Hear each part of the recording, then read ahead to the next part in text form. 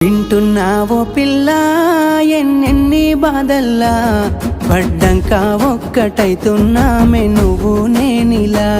వింటున్నావు బావా ఎన్నెన్ని దుఃఖాలే దిగమింగి ఒక్కటైతున్నామే నువ్వు నేనిలా. కోపమచ్చి మాటలంటని చెయ్యి లేపి దెబ్బ కొడతని అలిగి నువ్వు పోను జదువమ్మ తెల్లారి నువ్వే.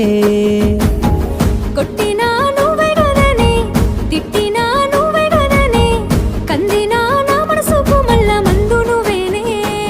మన బాధాలన్నీ రాయబోతే పల్లవి కన్నీళ్ళే రాసుకున్నవి చరణాలవి.